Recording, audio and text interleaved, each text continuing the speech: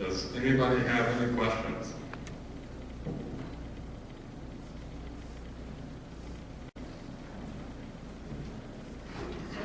Did you have a date on that sign ordinance yet? Actually, we just kind of talked about a public hearing date today, and I believe it is Wednesday, February 2nd will be the public hearing. It'll be posted in Wednesday's paper, and the public hearing will be on Wednesday, February 2nd at 5 p.m. 5:30, you said? 5 o'clock. 5 p.m.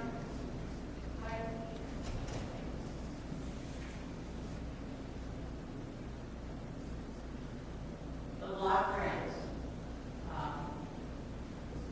Is there any money in it? Presently, there is about $16,000 that is in there. The block grant started out, I believe it was just over $200,000. The city has, through administrative expenses, it is down to about $161,000 right now. So of that $161,000, say about $16,000 is available. The remaining funds are actually in projects now. And the way the community block grant works is any individual in the city that meets certain criteria can apply for a grant to fix up their house, replace steps, replace a roof, so forth. And the requirement for repayment is upon selling the property or upon death. Yeah. Okay. 8,500 would be the top limit on per grant. Okay, so if a project was going to be 50,000, would they be able to apply for a portion, or does it have to be a project that could be completed? That's a great question, and I can't answer that at this point. They usually try to, if it's a house, they usually try to break it up in sections, like somebody may have a roof or electrical or a bathroom, and they come in and get quotes, and then you decide which one you want to do. And I think it can be a part, if it can be segregated, it can be part of a bigger project, but it has to be determined that the house will remain or become inhabitable. You can't put something into a house, and it'd be the first stage when, you can't put a roof on when the wall's going to fall down. So if it's beyond repair? If it's beyond repair, it could be turned down. Okay. And those are all rules of the grant itself. Okay. So. This is one of the areas that we really want to focus on and get all the information out to the public so everybody knows what it takes to apply for the grant. It's kind of taken a back seat to our other projects that we've had over the course of 2010, but it is going to become a priority in 2011. And I, for one, would like to see that be reverted over to the CDA to have the CDA administer that. Okay, what about abandoned properties? Can any of these be addressed, or a property that is owned, but I'm thinking McKenzie Street, that is 304 Mackenzie, yeah. We are aware of that, and that's something that we've discussed but haven't come to a conclusion. We had it on the agendas, and it was our understanding that somebody was interested in purchasing it, so we kind of backed off a little bit, but that is something that we need to look at. Scott? Thank you for black grants.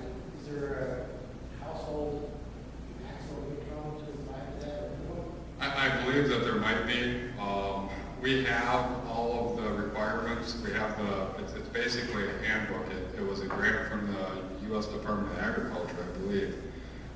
And we do have the handbook, but I haven't had a chance to sit down and really look it over to find out what those requirements are. Mostly they were for roofs and like updating doors and windows, or some elderly people had bathrooms redone so they were able to use them. Do you know if there was a income limit? I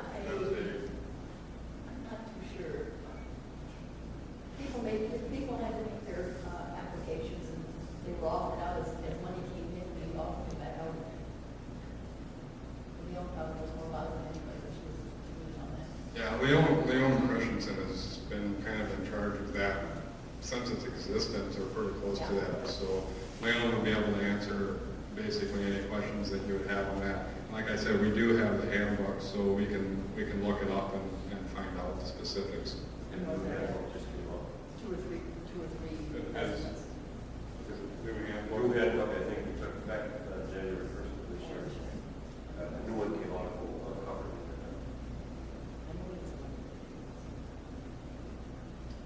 Well, What about bringing businesses to Gillett?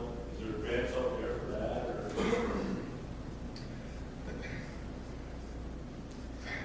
or? that's a tough question. For the businesses themselves, if an individual wanted to start a business and apply for a grant, no. There's really no such thing as free money to make money.